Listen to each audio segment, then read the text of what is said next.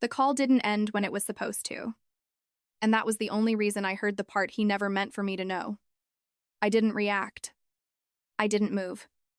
I sat there, phone still against my ear, listening to my husband explain our marriage like it was a long-term strategy he had already mapped out.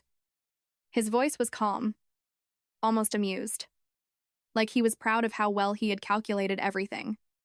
"Her family's money makes it worth it," he said, and I could hear the quiet confidence behind it. Then came the part that mattered. 2 more years.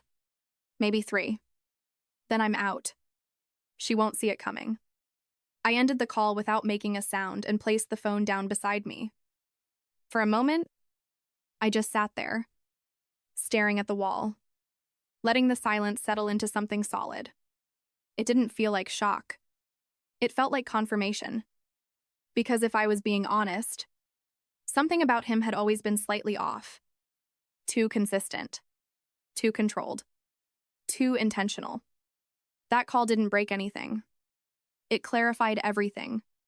That night, I lay beside him, listening to him breathe like nothing had changed, and I realized something he hadn't considered.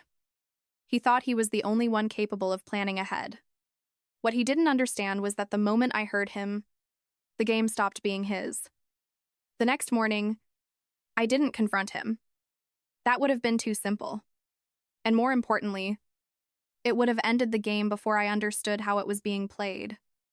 Instead, I watched. Not the way someone watches out of suspicion, but the way you study something you already know is broken, just to see where the cracks begin. Everything he did started to look different once I stopped assuming it was real. The texts he sent me during the day came at the same time, almost down to the minute, like scheduled reminders rather than spontaneous thoughts. The compliments followed patterns. Same phrasing, same tone, repeated just enough to feel natural if you weren't paying attention. Even the way he touched me had structure. It wasn't affection. It was consistency, carefully measured, just enough to maintain the illusion without wasting effort. Once I saw it, I couldn't unsee it. So I made small adjustments. I delayed responses. I changed my routine slightly. I spoke less and listened more. Not enough to raise suspicion, just enough to disrupt the rhythm he relied on. And almost immediately, he felt it. Not consciously.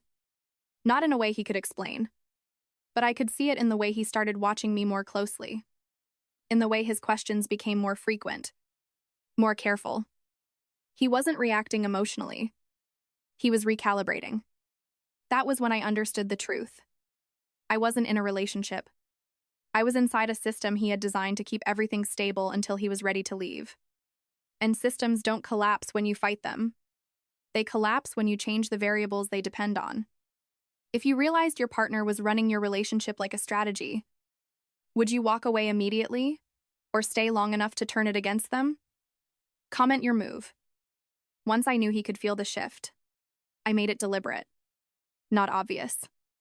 Never obvious. But controlled enough to alter the environment he thought he understood.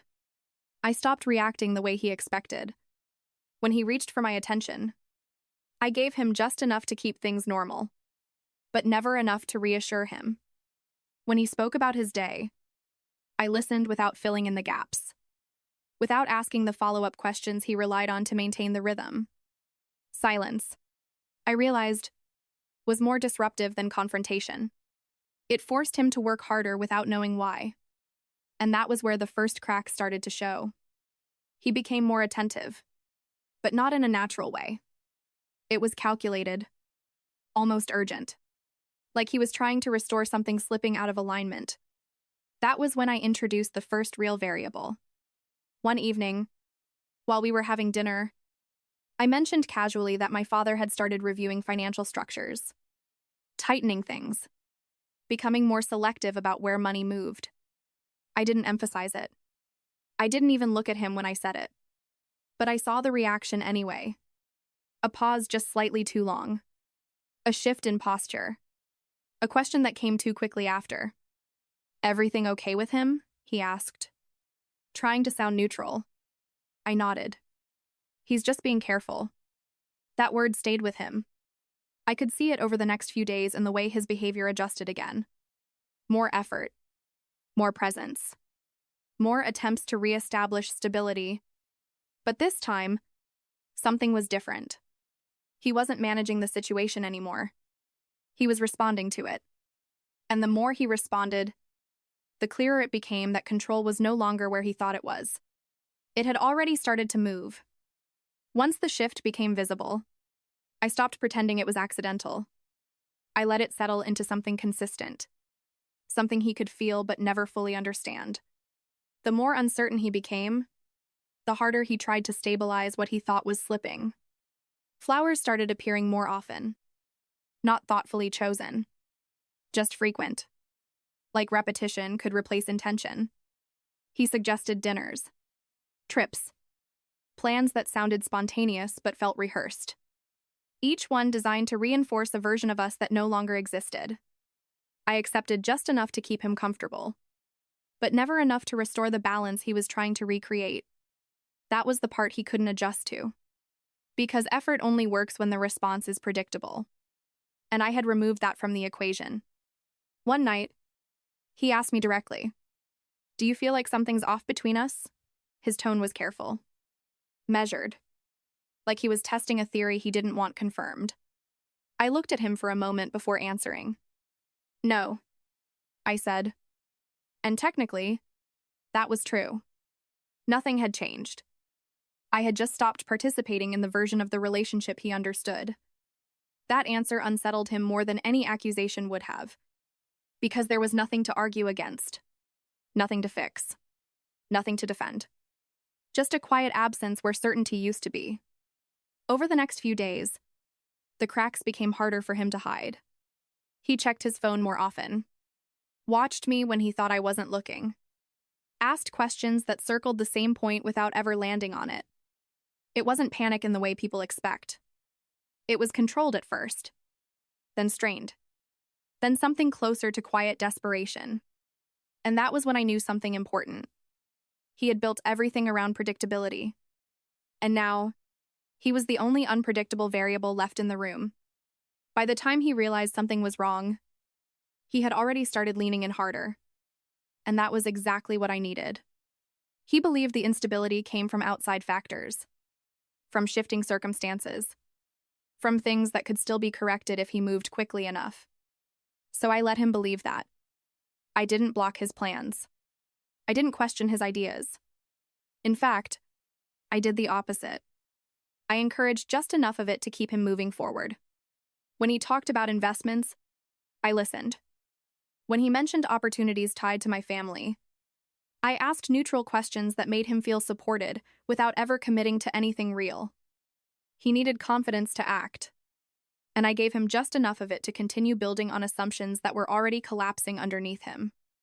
At the same time, I moved quietly in the opposite direction. Separate accounts, restricted access, conversations with my father that didn't include him, framed carefully so nothing felt sudden, only structured. Nothing dramatic. Nothing that would trigger alarm. Just slow, controlled distance that removed the foundation he had been relying on. And because he couldn't see what I was doing, he compensated by trying to secure more. More conversations. More plans. More attempts to anchor himself into something stable. But the more he reached, the less there was to hold on to. His tone changed first. Less confident. More precise.